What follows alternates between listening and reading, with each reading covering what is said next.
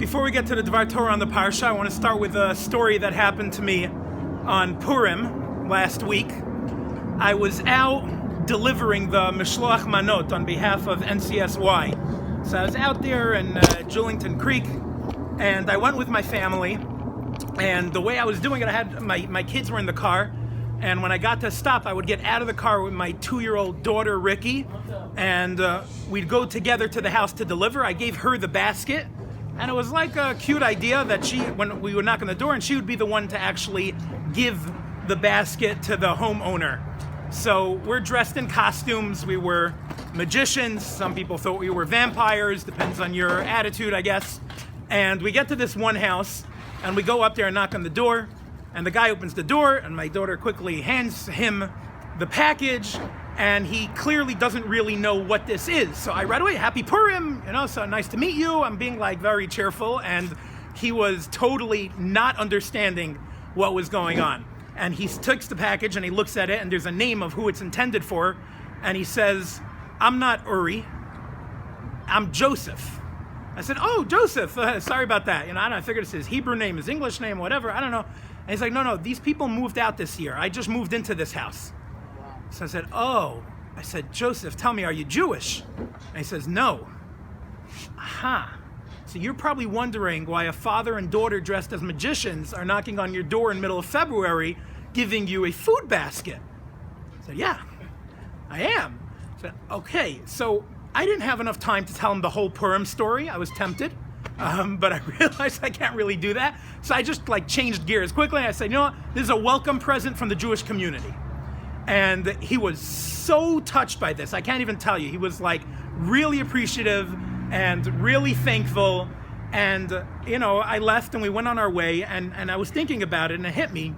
This guy was appreciative of a basket that he was given and that he was holding that literally had somebody else's name on it. There is no way he thought that was for him. He clearly realized it was just a mistake and that I decided to let him keep it. Right? We're not fooling anybody here. But he was still touched by it. Why is that? And I realized it's because even though he might have known in his heart that it wasn't for him, he wasn't expecting it, and he got a gift that he wasn't expecting. And that's the bottom line. I was thinking, we all have times that we give people things. We give gifts. One of the most beautiful things about Judaism is we have a structure for giving. There are so many times that it's a mitzvah to give. The Mishloach Manot, there's one example of it, but there's plenty of examples of it. We're giving people. And we have an unofficial script that we follow. When do we give? Somebody has a baby, maybe a new neighbor moves in, somebody's not feeling well, whatever it may be, and this is all amazing. But if you want to get more bang for your buck, you give somebody something that they're not expecting at a time that they're not expecting it. That goes so much farther. And it reminded me of a story I heard, awesome story about an Israeli bus driver. I didn't need to say awesome. I guess if it's about an Israeli bus driver, it's an awesome story. So the driver before the driver, we have a crowd of people waiting in Jerusalem for a bus. It's a hot summer day in Israel. They're waiting for a bus to Ashkelon. And no buses are coming. One bus finally pulls up, and it doesn't even stop. It just keeps going because it was full. Second bus, 3 buses pass. They were full, didn't even stop for this crowd of dozens of people waiting. If any of you have ever had the experience of being in Israel on a hot day and a full bus passed without stopping, you'll know the stress and frustration and the thoughts that go on in your mind when that happens. So everybody's upset and nervous, and they're calling Egged and complaining, "You got to send us a bus." And finally a bus pulls up, but it's headed to Tel Aviv. And the bus driver says, "What's this balagan, as we say? What are 50 people waiting here?" And he said, "We're waiting for a bus to Ashkelon. There's none coming. Could you please take us to Ashkelon?" And the driver says, "Are you crazy? I'm going to lose my job. I'm supposed to be going to Tel Aviv." And they beg and they beg and they beg, and I don't know, the Jewish guilt, the driver says, "You know what? I'll take you." And everybody gets on. They're so thankful and so happy. And they pull up in Ashkelon, and somebody goes over to the driver and says, "I don't understand. You probably see people waiting every single day on the side, waiting for their bus. Why would you risk your whole career with the bus company to take us to a place that you're not supposed to?" He said, "No, you don't understand. I was the bus that Egged sent to take you to Ashkelon. But I knew that if I pull up there and it says Ashkelon on the bus, I'm going to get hate and slack and cursing and yelling the entire way there. I don't want that on my head. So I wrote Tel Aviv. I pulled up. I knew what's going to happen. Now I'm pretending to flip the script and switch and take you guys to Tel Aviv. And now, look, I had an enjoyable and pleasant ride. Jewish brain for such an idea. But what he realized was that by breaking the script, by giving a kindness that wasn't expected, it would go a lot further, because the people were expecting their bus. And they wouldn't have, not only would they not have appreciated it so much, he would have probably got, a lot of comments about how long they had to wait. Now, this is an unexpected act of kindness. This was like the psychology that this Egged driver was playing. So that's the idea when we are the givers. If we want to give more, or if we want to take our acts that we're going to do a lot further, so that's a great strategy. But I think it works the other way as well.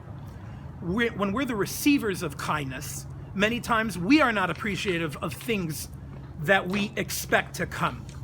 And it would be worthwhile to try to focus and be mindful of the acts of kindness we are given and we are the recipient of all the time, and try to be appreciative of that to the same amount, to a larger amount as well. And what's fascinating, I saw it in the Parsha this week. Okay, Rabbi Cohen, we got there. We're at the Parsha. So the Jews did the sin of the Egel, the golden calf. And this is right after the giving of the Torah. And Hashem is very upset. And Hashem wants to destroy the Jewish people. And he threatens to do so. And Moshe is going to advocate on our behalf and, make the case for why we should not be destroyed. And what does Moshe say? I'm going to read it here. Lama yomer mitzrayim lemar bero hotziam laharagosam baharim ulachalosam me'al pnei ha'adama. Why should the Egyptians say that you took the Jews out of Egypt for evil, for an ultimate bad ending? And they're going to say you took the Jews out just to kill them in the desert? That was the whole plan? The Egyptians are going to make a mockery out of what God is. They were enslaving the Jews, and they were doing a fine job killing the Jews, so to speak. And now you had to come, make all these miracles, take them out to bury them 30 years later. It doesn't make sense. And then there was a second reason that Moshe gave, and that was Zechar la'Avram liYitzchak liYisrael avadecha asher nishba'ta lehem. Remember the promise you made to the Avot, Avram, Yitzchak, and Yaakov. You said that their descendants are going to be a great nation. So remember that and don't destroy them. And ultimately this worked, and Hashem did not destroy the Jewish people. What I can't understand is, why was this the strategy Moshe used, this first strategy, that the Egyptians are going to make a mockery out of you? Why is that the problem? The Jewish people were the reason why the world was created.